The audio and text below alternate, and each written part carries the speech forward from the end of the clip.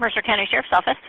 The mystery began January 3rd, 2016. But I was just out walking my dog, and I came across some bones that looked to me to be human. Maybe they're not.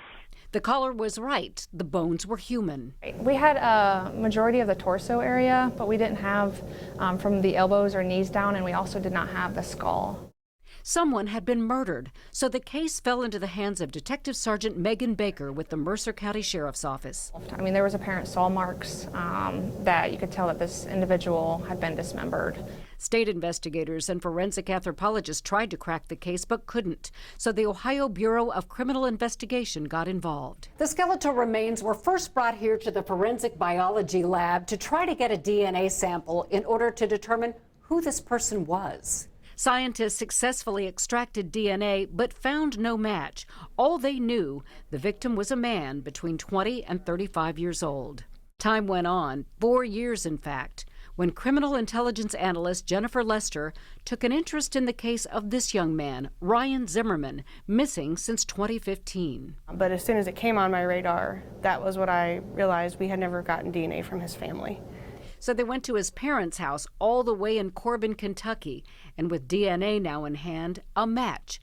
Ryan's remains were those found dismembered in 2016. He loved video games, he loved the computer, he loved cartoons, and he loved playing with his brother Ray. As Detective Carla Bacher learned more about Ryan in hopes of solving the puzzle to his gruesome death, she says there was another side of him he kept hidden from his family. He had made a post on Craigslist, personals, so he was looking for more of someone to take care of him, and he was looking more into the route of him being seen as the submissive female of a relationship.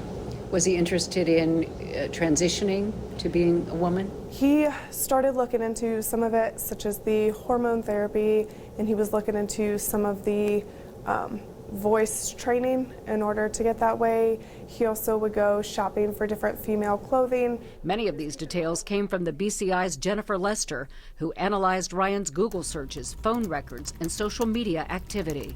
It was very important in this case because it helped build his timeline, who he was speaking with, the reason he came here, where he went. All of that data would have been lost if we wouldn't have had the cyber evidence to back it up. What did the data reveal? Ryan had met someone, a married man named Corey Buzzard. In August 2015, Ryan moved from Corbin to Columbus and into an apartment with Corey and his wife Sarah Buzzard and a third person, a transgender woman named Naira Whitaker. He was nervous about that because Corey had warned him that Naira did not like other people to basically be out exploiting their sexualities.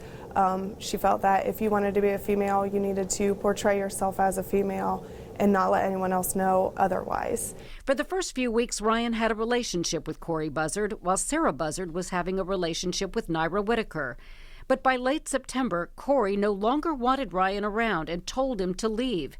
Corey left the apartment that weekend, so Ryan appealed to Sarah to let him stay. Sarah told us that she told him, no, Corey wants you gone. You're here for Corey's purpose, not mine, so you need to leave. She then told Naira how her and Ryan's conversation had gone, and that's when the plan was developed at that point in time. The plan? To kill Ryan. Naira was allegedly the planner of the whole situation, and Sarah kind of got brought into that plan, but they both followed through with killing Ryan. Sarah strangled Ryan in the Columbus apartment's hallway, and the women dismembered him in the bathtub. And then they dispersed Ryan's dismembered body throughout the state of Ohio. They had come back home to find Corey home, and they left it under the ruse that Ryan had just left.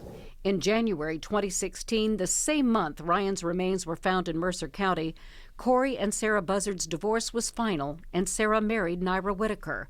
And they disappeared. Or did they? By July 2021, investigators were closing in, searching the Columbus apartment where the four had lived in 2015. They also located the Toyota Corolla Sarah Buzzard had sold. In both places, even years later, detectives found traces of human blood. With evidence in hand on August 25th, detectives went in for the arrest. Their key suspect, Sarah Buzzard, who had moved with her wife Naira to Marion, Indiana. Once in custody, Sarah confessed. The motive? Love. Miss Buzzard, during an interview with her, she explained that she loved Naira so much, and it was kind of a plan of theirs. If she didn't follow through doing what they did, that she was going to lose Naira.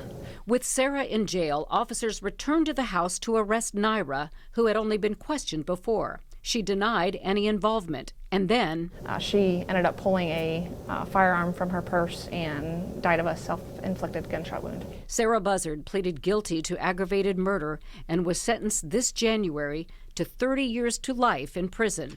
Finally, closure for Ryan Zimmerman's family. He didn't deserve to go through what he did.